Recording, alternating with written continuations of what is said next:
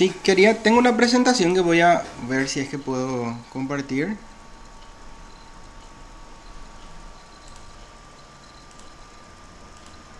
Querría que me digan si es que se está visualizando.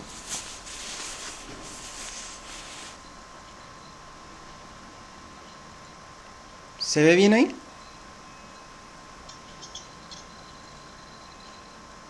Hola.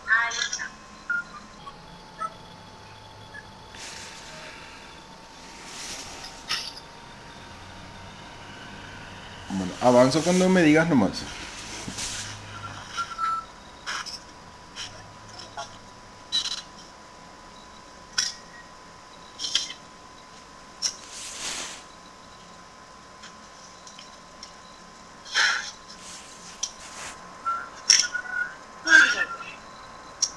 Alfredo, ¿qué pico tengo que hacer para que se termine este quilombo de los perros? Hola, ¿me escuchan ahí? Negra, pa.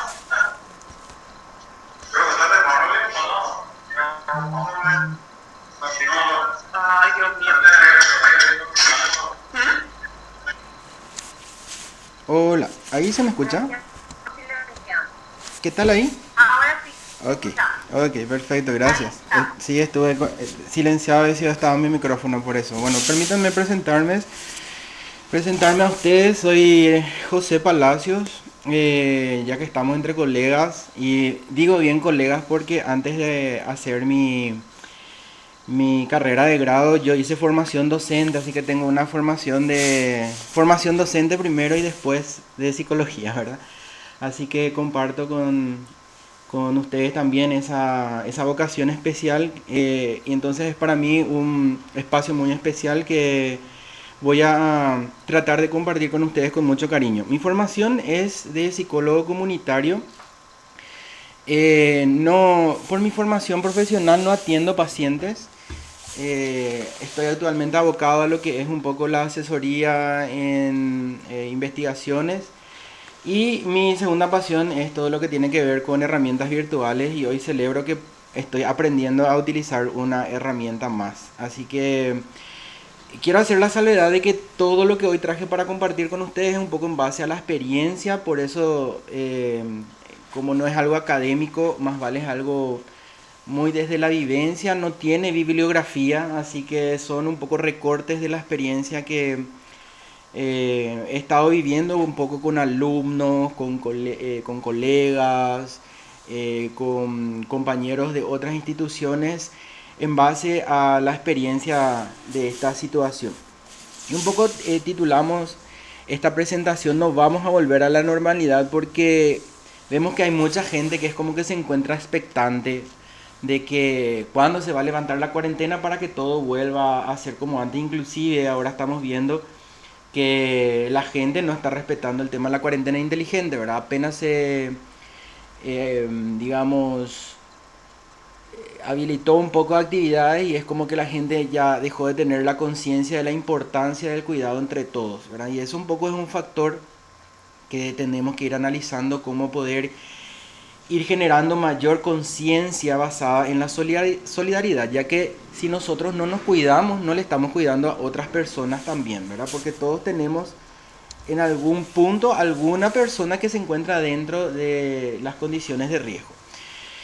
Bueno, acá quiero presentarles algunas de las razones por las que considero que no vamos a volver en realidad a la normalidad, en el sentido de que esta situación va a traer tantos cambios, y estos cambios van a ser tan profundos que van a afectar todas las actividades que nosotros estamos realizando, no solamente a nivel laboral, sino también va a afectar sobre todo la calidad de nuestras relaciones interpersonales. Y obviamente como psicólogo, mi campo de estudio, mi campo de acción un poco está en las relaciones interpersonales, ya que son estas las que conforman el ambiente que no podemos ver, y que quizá es más importante tal vez que el ambiente, inclusive que el ambiente natural, ¿verdad? Ya que este ambiente que no podemos ver, que está generado por las relaciones interpersonales, determinan la calidad de vida que yo voy a estar teniendo. Yo puedo alimentarme súper bien, puedo tener un buen trabajo, puedo vivir en una casa muy linda, pero si no cuido mis relaciones interpersonales, igual puedo llegar a tener problemas en este sentido. Entonces, una primera cuestión que yo quería compartir con usted dice, no vamos a volver a la normalidad, había leído en en un posteo de Facebook, porque la normalidad era el problema. ¿Sí? ¿En qué sentido? Justamente acá les traigo algunas cuestiones para que analicemos un poquitito juntos, ¿verdad? ¿Por qué la normalidad puede ser un problema? Primero, porque nos lleva a desarrollar una conducta aislada. ¿En qué sentido? Tenemos que recordarnos que desde que fuimos chiquititos nos estaban fomentando un modelo competitivo, ¿verdad? En el sentido de competir con otros, un modelo en donde la persona eh, tiene que tratar de ser siempre la mejor, un modelo exitista en donde solamente hay lugar para uno, ¿verdad? Entonces, ¿quién es el mejor alumno? Un solo alumno. ¿Quién es el mejor egresado? Un solo mejor egresado. Entonces, este modelo eh, nos tiene que interpelar un poco y eliminar ese modelo de competencia con los demás. Y acá hay un problema fundamental porque también hablamos de la enseñanza de la educación por competencia. Y cuando usamos un sinónimo, pero con significado, digamos, se escribe igual, pero tiene significados distintos, podemos tener grandes problemas, ya que esa competencia se refiere a habilidades que tenemos que desarrollar. Sin embargo, nuestra educación también tiene un trasfondo de competitividad con las otras personas. Entonces, ese es uno de los factores que hacen que la normalidad sea uno de los problemas que tenemos. Y vamos a revisar por qué. Tenemos la historia de trabajos de grupos humanos, ¿verdad? Atomizados, juntados, nos juntamos para trabajar sobre objetivos institucionales, nos aislamos en grupos de trabajo, no compartimos experiencia, muchas veces, no sé si la palabra sería egoísta, pero tenemos ese actuar que muchas veces es, digamos, pragmático y obedece un poco a la lógica institucional, y eso hace que nos vayamos aislando en grupos de trabajo que no comparten sus experiencias.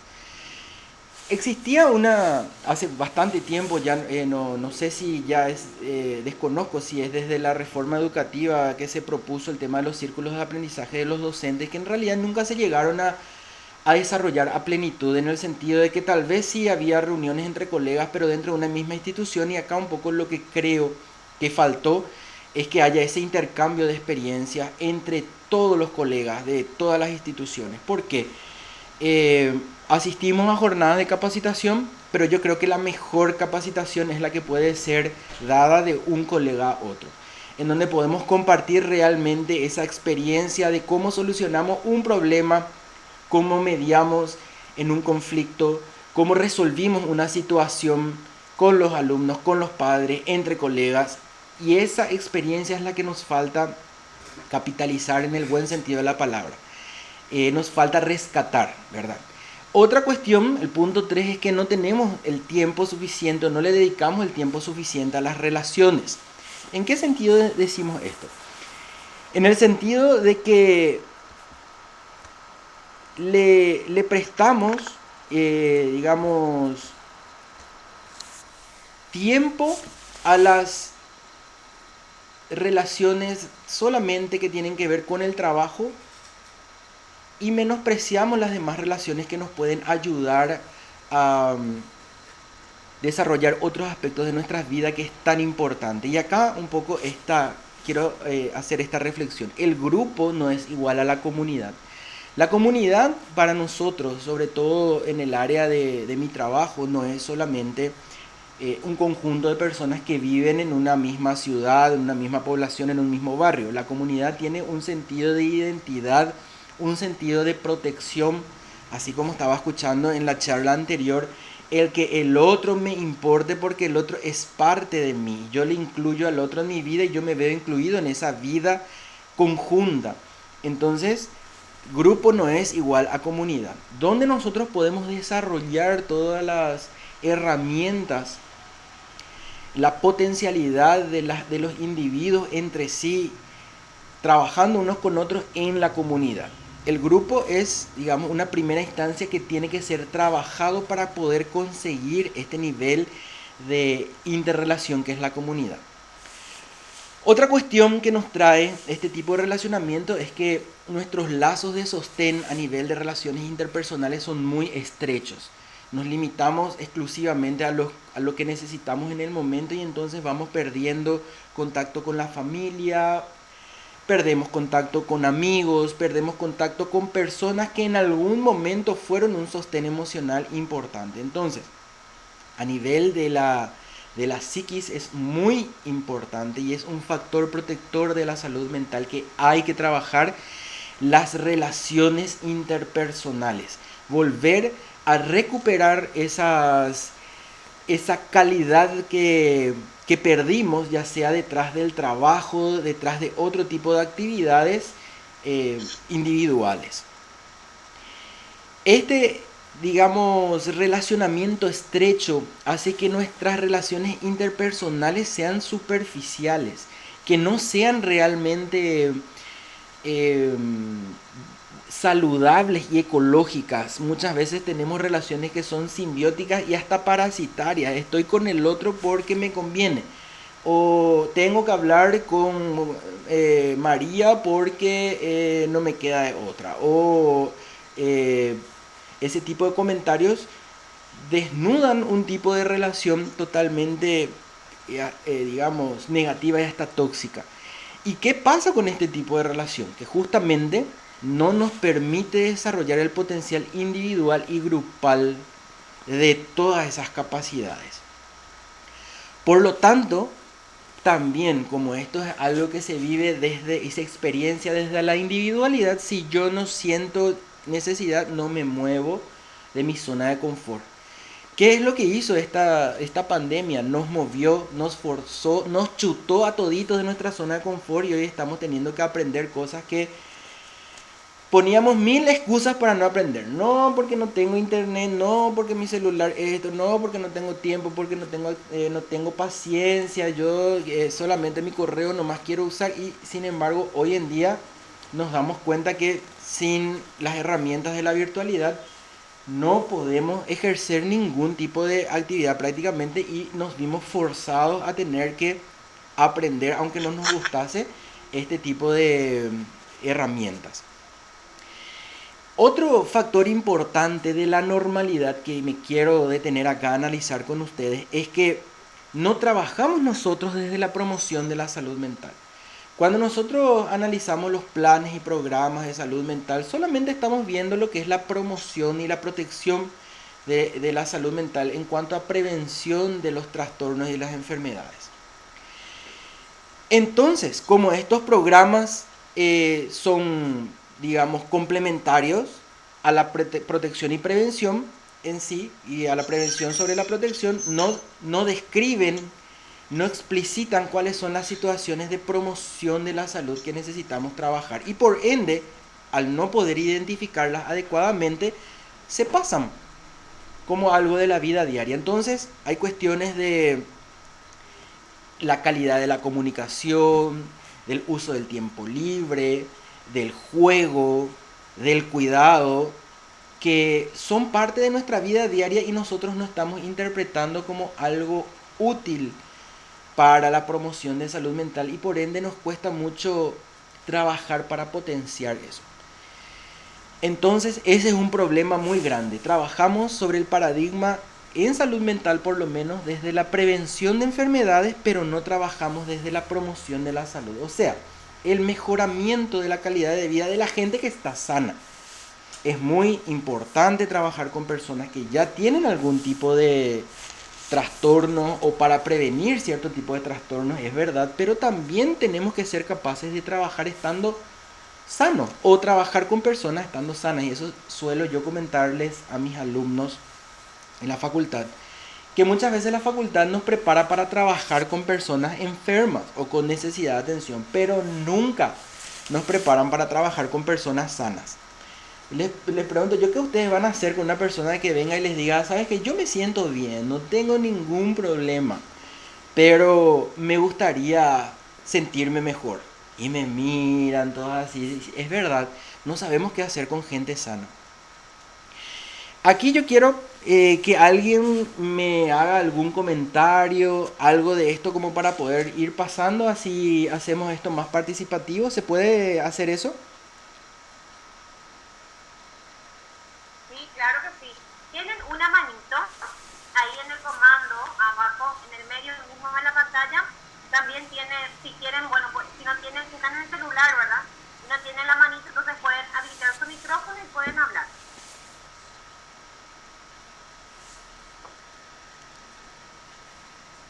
Algo sobre el tema de comunidad, zona de confort, promoción de mental, calidad de las relaciones interpersonales, que identifiquen, que quieran compartir.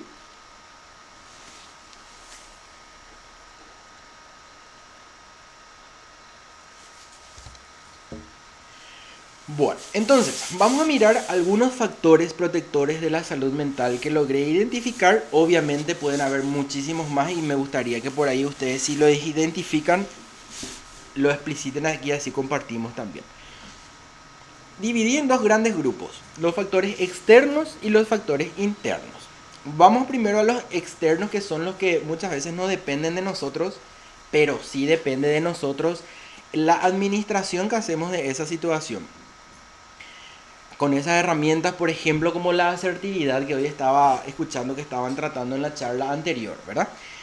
Entonces, estos factores externos de protección tienen que ver, por ejemplo, con el desarrollo institucional, o sea, los programas y proyectos que existen para proteger a la salud mental son muy importantes, obviamente, pero hago la salvedad de que a mi criterio tienen todavía un desarrollo muy sesgado por lo que es la prevención y la evitación de la enfermedad, y que le falta un poco este análisis de lo que es la salud.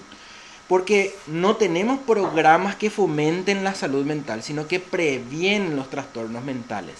Eso un poco yo creo que es a nivel general, y como hace mucho tiempo, inclusive antes de terminar yo mi carrera, estuve trabajando en lo que es salud mental. Creo que es un gran déficit, y me imagino que a nivel de las instituciones educativas también, de que todos los programas ya se escriben sobre sobre estar asumiendo de que puede existir un riesgo de padecer algún tipo de enfermedad, y no se ocupan de cómo potenciar el factor salud desde sus múltiples aspectos. Obviamente también las políticas públicas, ¿verdad? Tenemos un déficit, digamos, enorme en esto, ya que hay muy pocas leyes que se ocupan de este, digamos, de este factor, ¿verdad? Y cada vez que nuestros congresistas van a tocar algún tipo de esto, tenemos otra vez sesgos de creencias de tipo, digamos, político-religiosas, ¿verdad? Que otra vez entran a jugar ahí, y al final el que queda sin ese factor de protección es el ciudadano. Algunas veces yo pongo como ejemplo, cada vez que se quiere tratar el proyecto de ley contra toda forma de discriminación, empiezan a salir por todos los diarios que lo que se quiere es el matrimonio gay. Y justamente lo que se habla es de todo tipo de discriminación. Y entonces me imagino yo por qué, por ejemplo, las mujeres, que son una de las principales sufrientes de relaciones de abuso, no están defendiendo este tipo de proyectos. Por ejemplo, con una ley así, una mujer que está en estado de gravidez podría tranquilamente demandarle a su empleador por discriminación, ¿verdad? Por estar embarazada. A mí me ha tocado ver selección de recursos humanos en donde a la mujer, en igualdad de condiciones, se le eligió a un varón porque la mujer estaba embarazada, y porque eso 6 meses después ya iba a generar un permiso de reposo. Entonces, ¿dónde nosotros en la ley podemos defender esta situación si no tenemos una ley contra toda forma de discriminación? O igual pasa con las personas que están hoy con algún tipo de discapacidad. ¿Dónde pueden ir a denunciar que no se le aceptó porque no tiene buen aspecto, o porque la empresa no quiere invertir en realizar los ajustes necesarios para darle esa oportunidad laboral? Entonces, este tipo de leyes que vayan hacia la protección de derechos sociales, y acá tenemos montones, está este tema de la educación de sexualidad, educación sexual y cosas por el estilo, que al meterse una variable ideológica, pierde esa, digamos, la esencia de lo que debe tener, ¿verdad? Que es justamente la protección de las personas y de todas las personas. O sea, ahí también tienen que estar incluidas las minorías, no es solamente la mayor, el mayor número de personas, sino que todas las minorías también tienen que estar representadas, cuidadas en esas leyes. En general, ¿verdad? A mí me estoy refiriendo a todo tipo de minorías. Los hermanos indígenas, por ejemplo, son una minoría que deben ser cuidadas. Las relaciones interpersonales de calidad, decíamos, también son un factor protector de la salud mental. Y acá yo les invito a que pensemos qué hacemos nosotros para enriquecer nuestras relaciones interpersonales. ¿Qué hacemos para cuidarle a las personas que forman nuestro círculo íntimo?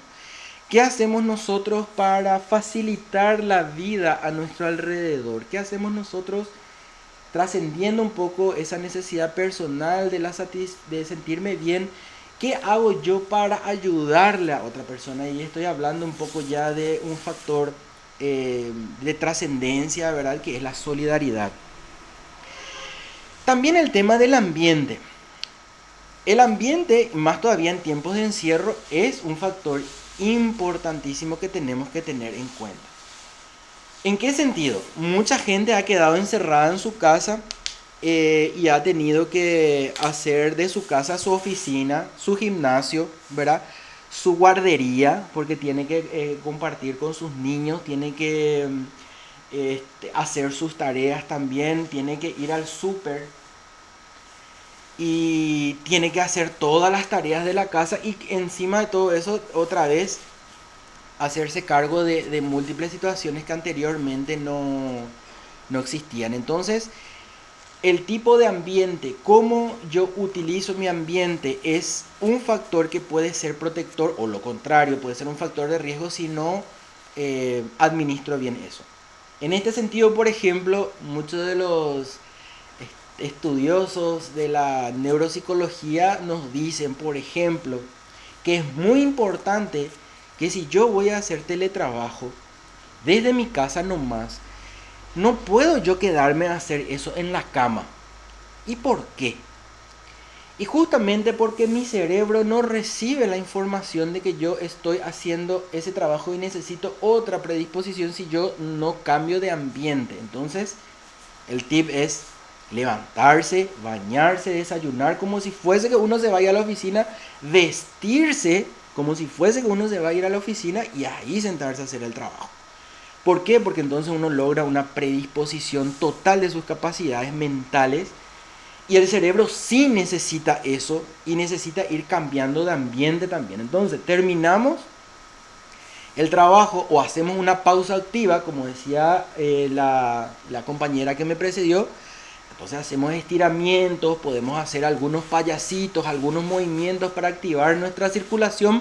Podemos, si vivimos en edificio, bajar y subir 5 veces la escalera, dar una vuelta a la manzana y volvemos otra vez. La pausa activa es demasiado importante, no solamente por el tema de prevenir el sobrepeso, sino porque es una forma de darle oxígeno al cerebro. Y acuérdense que el cerebro funciona con oxígeno y con glucosa. Son los dos nutrientes que no le pueden faltar al cerebro. Es por eso que cuando tenemos hambre, por ejemplo, o estamos haciendo una dieta restrictiva en alguna, sobre todo en hidratos de carbono, tenemos dolor de cabeza, tenemos sueño, porque ese es el combustible de nuestro cerebro. Entonces necesitamos una buena alimentación y actividad física, muy importante. Y también un factor protector de la salud mental es el uso de la tecnología, una optimización de eso. ¿Eso qué quiere decir? Recordémonos de que la tecnología no solo nos sirve para el teletrabajo, también nos sirve para cuidar nuestros vínculos. También nos sirve para comunicarnos con nuestros amigos, con nuestros hijos, con nuestros colegas, con las demás personas. Algunas veces cuando ya entramos en esta fase de agotamiento, ¿verdad? Del estrés, ya no queremos ni ver el teléfono, ¿verdad? No queremos ni ver la pantalla de la computadora. Entonces ahí entra algo muy importante, que es aprender a administrar el tiempo, de lo que vamos a hablar un poquito más adelante. Pero sí es recordar que la tecnología no solo está dispuesta para el teletrabajo, sino también para cuidar estos vínculos interpersonales. Y ahora podemos hablar un poquitito de cuáles son esos factores internos para proteger a la salud mental. Una actitud positiva, y eso no quiere decir negar lo que está pasando, decir que acá no pasa nada, que sería un poco el extremo de lo que se estaba hablando anteriormente. Están las personas que son catastróficas, y este sería el otro extremo, ¿verdad? Hacer como si fuese que no pasa nada. La actitud positiva es justamente asumir que está pasando algo y que necesitamos desarrollar otro tipo de herramientas para poder hacer frente a las nuevas situaciones que se van presentando. Y acá les puse algunas características que tenemos que ir, a mi criterio, porque cada uno sabe dónde le aprieta el zapato, tenemos que ir ejercitando, porque estos valores y estas formas de convivir se desarrollan en el día a día y no de forma mágica. O sea, es igualito que aprender a cocinar. Las primeras veces que cocinamos bye y después vamos perfeccionándonos y después cada uno ya tiene la manera particular de hacerlo, ¿verdad?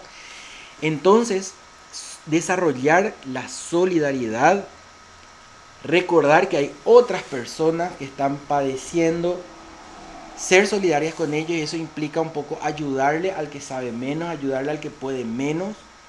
Algunas veces nos enojamos con la gente que no sabe manejar y decimos, ¿pero por qué? Si yo puedo, ella no va a poder, ¿verdad? Y embotabir lo que es. Recordarnos que hay, para cada uno es diferente la manera de procesar esa situación, y que a uno les va a costar más cierto tipo de cosas que a otros. La asertividad, que me parece sumamente importante, sobre todo con el tema del tiempo. Si nosotros no sabemos poner de forma ecológica los límites a los colegas, a los jefes, a los alumnos, a la familia, de repente tenemos una sobredemanda y estamos 24 horas tratando de satisfacer la demanda de todo el mundo. Entonces es muy importante trabajar en este punto. También la empatía y la creatividad. O sea, ¿cómo puedo yo, utilizando los mismos medios que venía luego usando hasta ahora, hacer cosas diferentes relacionadas a esos nuevos desafíos que existen porque estoy en esta situación? Y entonces eso me obliga a desarrollar nuevas capacidades. ¿Cuáles son las nuevas capacidades? Por ejemplo, conocer nuevas aplicaciones. Hay aplicaciones que son gratuitas, hay aplicaciones que son livianitas, hay aplicaciones que se adaptan a todo tipo de teléfonos. Teléfonos de gama media, de gama alta, de gama baja. Y hay que ir investigando un poco qué tipo de aplicaciones puedo usar en mi teléfono o con mi accesibilidad de internet. No tengo para comprar tantos packs de tantos megas con el pack de internet, entonces puedo ir mirando cuáles son las aplicaciones que gastan menos, o ir fomentando digamos, los trabajos que se pueden hacer asincrónicamente, o sea, cada uno en un tiempo distinto, en el momento que pueda tener conectividad a internet. Y sabemos que hay sí lugares en donde uno puede ir y tener internet gratis. El uso correcto de licencias abiertas, o lo que hoy conocemos como el copyleft, ¿verdad? Los Creative Commons, que son distintos tipos de herramientas educativas, ¿verdad? En el área de la investigación y de la educación en general, en donde los autores de una fuente de información establecen qué tipo de acciones se pueden realizar utilizando ese material. Por ejemplo, se permite solamente usar para fines no comerciales, o se puede usar para incluirle en otro material cambiando el contenido, o no se puede cambiar, y siempre darle crédito al autor. Como docentes tenemos que aprender a manejar este nuevo código de licencias, y creo que esto puede ser un tema más adelante, ¿verdad? Justamente el uso de licencias abiertas en educación. Y también otro aspecto importante, la curación de contenido. hoy en día nosotros como docentes tenemos el desafío de poder guiarle a gente que tiene mucho mejor manejo que nosotros de internet. Y resulta que de tanta información que tenemos ahora, existe una situación que en el mundo de la educación virtual le llamamos la infoxicación, que es la intoxicación de tanta información que ya hay. Si ustedes ponen en un buscador normal y hacen una búsqueda directamente, van a tener probablemente millones de resultados, y eso es algo irreal, ¿verdad? No vamos a poder analizar esa cantidad de información. Entonces el docente tiene que aprender a curar el contenido, y la curación de contenido tiene que ver con dónde buscar esa información. Tenemos que manejar bases de datos confiables. Tenemos que saber filtrar esa información también, porque entre tanta información vamos a encontrar información vieja, vamos a encontrar información falsa. Entonces vamos a tener que seleccionar esa información y en tercer lugar, poder replantear de una manera accesible esa información. Y ahí entra un poco en esto de poder hacer esos materiales educativos. ¿Cómo yo puedo hacer un material educativo? Necesito sí o sí la tecnología. Yo puedo hacer un mapa conceptual y sacarle una foto. O sea, la creatividad es enorme en cuanto a posibilidades que nos puede dar si es que la desarrollamos. Por ejemplo, herramientas para la parte evaluativa, ¿verdad? Yo puedo pedirle a un alumno que haga un mapa conceptual y que le saque una foto y que a través de un audio me explique. Esa puede ser una evaluación, no necesariamente un examen. Yo puedo pedirle a un alumno que se grabe en YouTube explicando un tema y que me mande el link y yo veo la exposición como si fuese que yo estoy en mi clase, ¿verdad? Entonces, la forma de usar la tecnología de manera creativa queda un poco también, digamos, al libre albedrío nuestro. Para eso nosotros tenemos que averiguar qué utilidades se le puede dar desde las redes sociales o desde otro tipo de tecnología para los fines educativos. En todos los momentos didácticos. Desde el desarrollo del contenido, la construcción del contenido, podemos utilizar foros, pizarrones colaborativos, ¿verdad? Para discutir con los alumnos y ir viendo un poco qué tipo de información es lo que ellos van interiorizando, y también a los fines evaluativos. O sea, yo puedo utilizar los medios tecnológicos en todos los momentos didácticos. Y por supuesto, algo muy importante es aprender a reconocer mis limitaciones, porque al ver mis limitaciones yo puedo pedir ayuda. Y ese tiene que ser otro punto que tenemos que aprender a deconstruir. Y digo bien deconstruir, no digo destruir. Deconstruir quiere decir sacar o deshacer en sus partes fundamentales una situación para reensamblarlo en algo diferente. Entonces, un mito que nosotros tenemos que aprender a trabajar para no vivir ni con el estigma ni el complejo de culpa es que el profesor tiene que saber todo, o que el profesor tiene que darle la respuesta a todo lo que hay. Entonces, en este sentido es muy útil que digamos, que sepamos decir no sé y pida ayuda, y del otro lado tiene que existir esa predisposición de la que hablamos, que es un poco la solidaridad, de querer ayudarle al otro por el simple hecho de tener esa capacidad de ponerme en su zapato. Entonces, dice esto, me imagino yo con una madre desesperada, ¿verdad? Que está ahora en la casa 24 horas tratando de hacer la tarea de sus hijos, en algunos casos, ¿verdad? Yo les hablo por lo que veo en mi casa.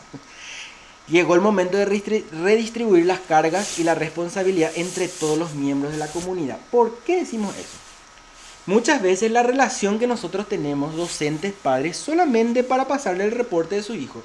O le mandamos llamar si su hijo es un niño problema, o le mandamos llamar solamente para darle los tips necesarios para el trabajo en casa. Entonces yo creo que esta es una oportunidad de ir creando esa conciencia y logrando de alguna manera creativa, que no sé porque no la he probado aún, en que podamos integrarle a los padres al proceso, que no sea, nosotros estamos demasiado enfocados en este momento en recrear lo mismo que hacíamos en el ambiente presencial en el ambiente virtual, y eso es algo imposible. Entonces, ¿qué estamos haciendo? Nos estamos esclavizando delante del teléfono y esclavizándole a nuestros alumnos, porque no estamos pensando en situaciones de aprendizaje que sí puede ser asincrónicas en la casa. Un poco en educación virtual hablamos de dos tipos de herramientas. Una es la herramienta sincrónica, como esta videoconferencia que estamos ahora compartiendo, en donde todos tenemos que estar conectados en un mismo lugar y tiempo. Y por otro lado están las herramientas asincrónicas, y voy a poner como ejemplo esta misma conferencia que está siendo grabada y que va a poder ser vista con posterioridad por otras personas que ya participaron o no tuvieron la oportunidad de participar de esta charla. Entonces, un foro puede ser una herramienta asincrónica, en donde cada uno en su momento puede ir compartiendo o puede ir poniendo su opinión fundamentadamente, por ejemplo. Y entonces, un poco el desafío para todos yo creo que es ir optimizando los recursos. Por ejemplo, nuestro tiempo, ¿verdad? Ir distribuyéndolo de manera más equitativa, no solamente para el trabajo. Decíamos también lo de conocer la capacidad de nuestros dispositivos para poder ir optimizándoles. Hay formas de configurar para no bajar todos los memes de los grupos de WhatsApp, porque muchas veces cuando decimos, bueno, esta es una aplicación interesante, yo ya no tengo lugar en mi celular, porque hay demasiado mucha información ahí. Entonces, ese tipo de optimización tenemos que hacer, ¿verdad? Curación de contenido de nuestros propios dispositivos. El tema de la conectividad también. En casa podemos organizar el uso de la banda ancha o de la banda que tengamos de internet. Algunas veces no podemos hacer videollamada porque nuestro hijo está viendo Netflix, ¿verdad? Entonces, esa reeducación de que aprendamos a usar entre todos la conexión para que sea óptima. El trabajo colaborativo, decíamos, aprender de los demás y, muy importante, compartir las experiencias. Hay algo que a mí me salió bien, compartir. Hay algo que a mí me salió mal, compartir para que no le pase a otro. Y sobre todo, dejarse enseñar por los más jóvenes. De construir esto de que la idea de que el docente tiene que saber todo. Acá les puse una imagen porque es un poco el mensaje final que quiero dejarles, que es una herramienta, una manera de trabajar todos juntos. Vamos a ver si alguno por ahí sabe a qué me estoy refiriendo. Es justamente la sinergia. La sinergia, y acá voy a recordarme un poquitito de una de las escuelas de la psicología, que es la Gestalt, que dice que el todo no es igual a la suma de las partes solamente, sino que de todo el contexto, ¿verdad? Entonces, la sinergia me dice esto: 1 más 1 es 3. O sea, no es que cada uno hace eso desde su parte nomás. Y voy a mostrar un poquitito acá. Ahí vemos que este mosaico se ve distinto cuando las piezas están ubicadas en su lugar. Entonces, ¿por qué es importante la sinergia? Y acá les quiero poner este otro, generada desde la solidaridad, obviamente. Porque en la sinergia no estamos hablando de una distribución del trabajo nomás, sino que cada persona aporta desde lo que sabe y desde lo que sabe hacer. Y entonces de esta manera nosotros podemos rescatar esa individualidad en el sentido de su forma de hacer las cosas. Y esa forma única que cada uno tiene de resolver ese problema le ayuda a la otra persona a tener una respuesta también para su problemática. Entonces, de esa manera yo rescato esa manera de ser y de hacer del otro. Hay actualmente una forma de terapia comunitaria que justamente en la comunidad trabaja con las personas, con unos grupos de vecinos, ¿verdad? Entonces esta terapia lo que hace es, el psicólogo se anula como dador de consejos. El psicólogo no es el terapeuta. ¿Quién es el terapeuta? Es justamente la comunidad. Entonces, ¿qué es lo que hace el psicólogo? Y el psicólogo lo único que hace es reunirle a la gente y hacer de mediador. Y entonces ese grupo se, se reúne en torno a... y se decide en ese momento cuál va a ser el problema que se va a tocar, se vota, y después cada persona comenta cómo hizo para resolver ese problema relacionado con esa problemática que se eligió. ¿Y qué es lo que hace entonces este trabajo en grupo? Justamente es mostrarle a la comunidad que la comunidad siempre tuvo las herramientas. Es cierto, nosotros como profesionales podemos mostrar, vamos a decir, pero acá un poco lo que hace esto es darle el protagonismo a las personas y a la comunidad y rescatar su conocimiento ancestral. Por ejemplo, si trabajando con personas del bañado, nuestra temática es violencia, podemos escuchar cómo esa gente viene lidiando con ese problema de la violencia y de la inseguridad. Y desde ahí se hace un poco ese compartir de experiencia. No es el psicólogo el que hace, digamos, o el que da la charla. Y eso yo creo que tiene que ser un poco una práctica entre todos.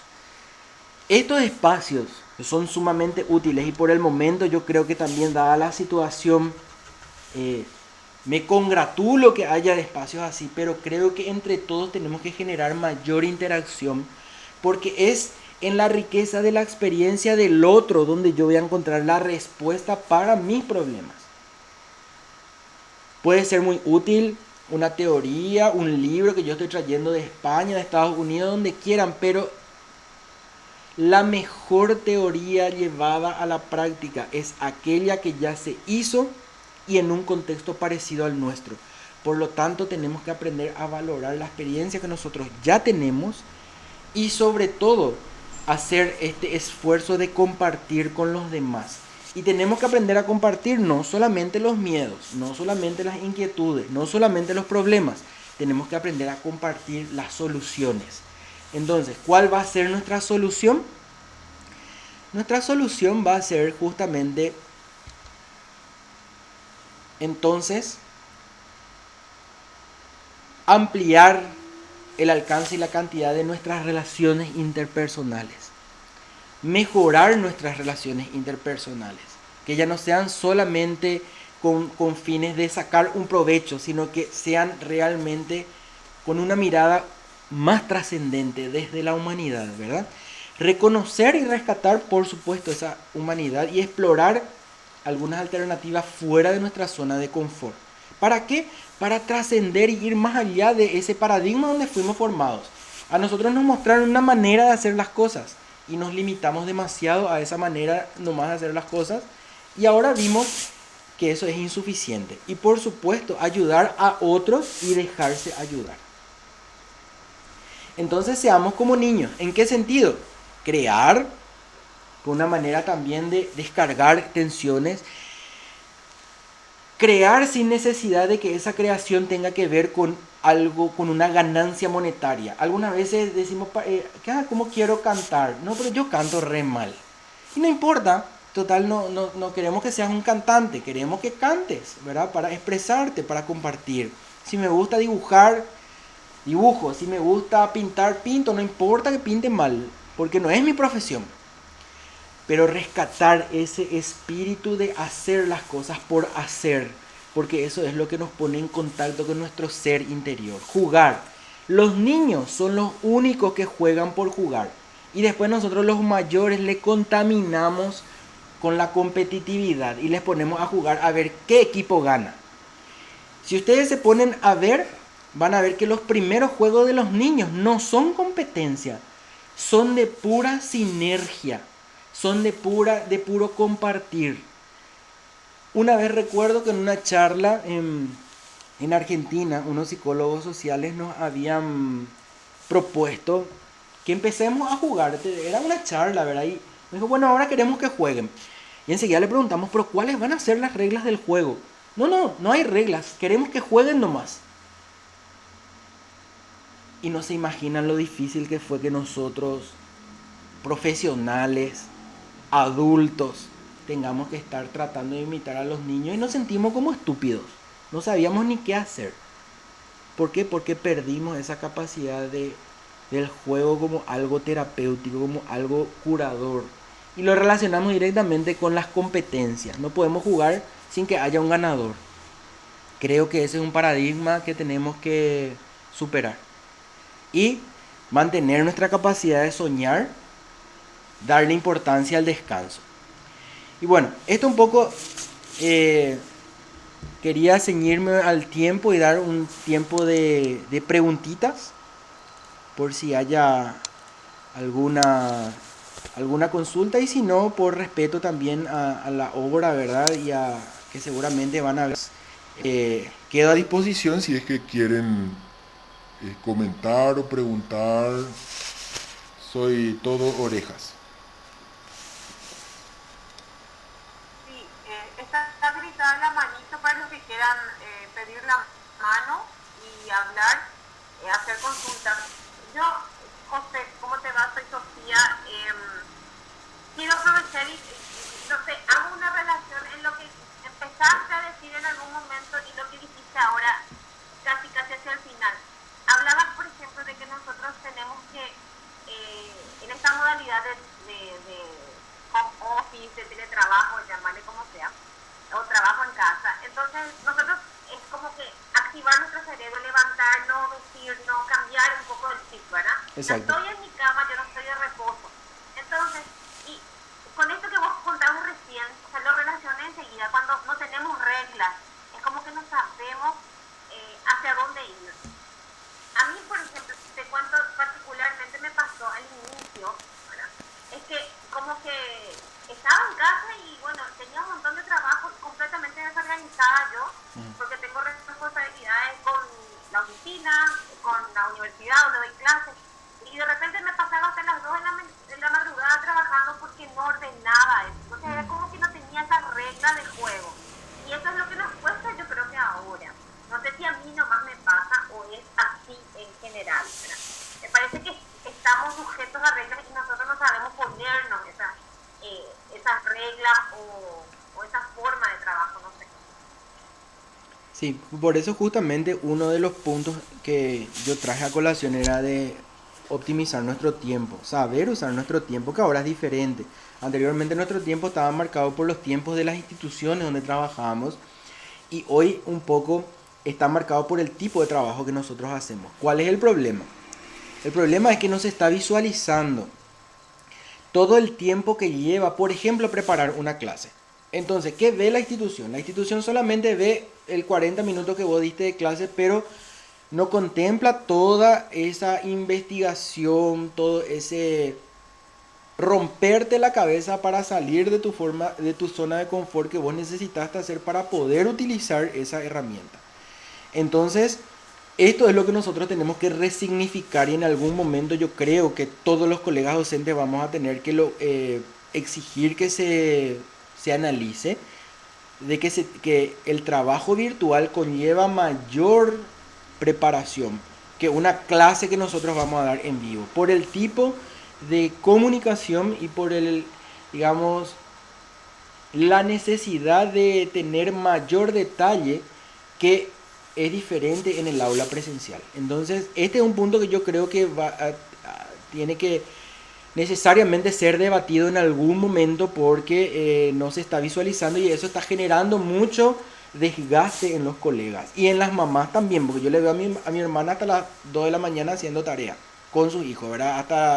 Hasta las 10, y después ella completando las cosas para poder enviar. Entonces, ¿por qué está pasando eso?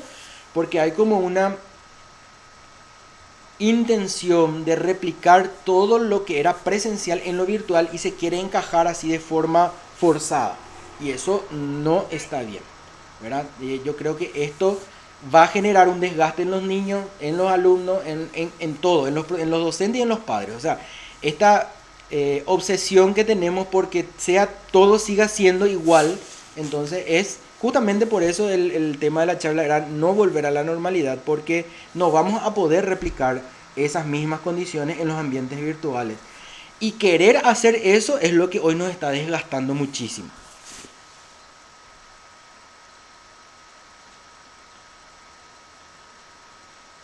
Si alguien tiene alguna consulta, por favor, si quiere activar su micrófono, si no encuentra la manito, porque hay muchas personas que están con el celular y no tienen manito. O sea, no encuentran la manito de sí.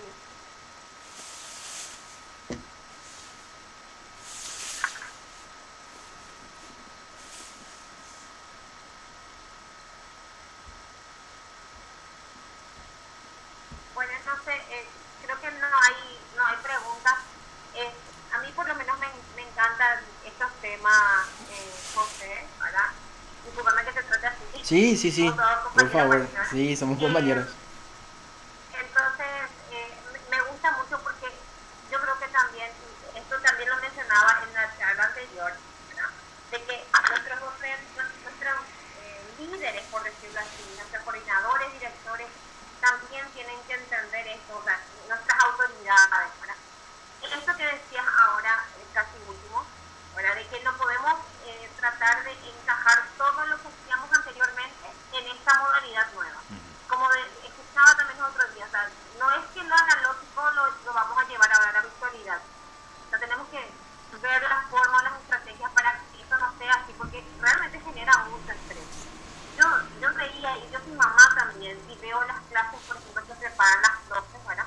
Entonces, digo yo, la próxima está de 1:30 de la tarde hasta ahora, hasta las 4:30, y todo lo que le llevó a preparar cada PowerPoint que le presentó a los chicos, me imagino que le habrá llevado hasta la madrugada tal vez, ¿no? Si bien él está en una escuela de gestión privada, ¿verdad? Yo te digo, esta profe no debe tener vida, en este momento no tiene vida, porque está trabajando y tiene una exigencia por encima de lo que normalmente se exige al maestro. Entonces, evidentemente va a llegar un momento que eso puede explotar, ¿verdad? Y es a lo que tenemos que cuidar y cuidar a los que cuidan, decía anteriormente tu compañera, ahora que es lo que más me quedó y bueno, sigo acá tomando notas, ¿verdad? Para poder después insistir con eso. Excelente. Y bueno, yo creo que más adelante inclusive podemos ir mirando algunas estrategias de qué tipo de aplicaciones podemos usar, por ejemplo, para bajar contenido, qué tipo podemos usar para seleccionar fuentes de información, o hacer la discusión la discusión temática, o algunas estrategias evaluativas así también livianitas, ¿verdad? Que usen las redes sociales como complemento. Yo creo que tenemos que ir integrando todo lo que ya sabemos hacer, pero darle un toque didáctico, ¿verdad? Podemos usar Facebook, podemos usar WhatsApp, podemos usar Instagram, podemos usar YouTube, todo podemos usar con los que tenemos que saber. Y entonces Y de ahí reorientar nuestros recursos que ya tenemos y que ya usábamos nomás luego para los fines didácticos. Bueno, te agradecemos muchísimo y bueno, encantada, como te decía, nosotros estamos grabando todas las presentaciones, tenemos todo un canal que es el canal del proyecto TED, así que esto está disponible para todos los colegas que se inscribieron y que en este momento no pueden estar aquí con nosotros, pero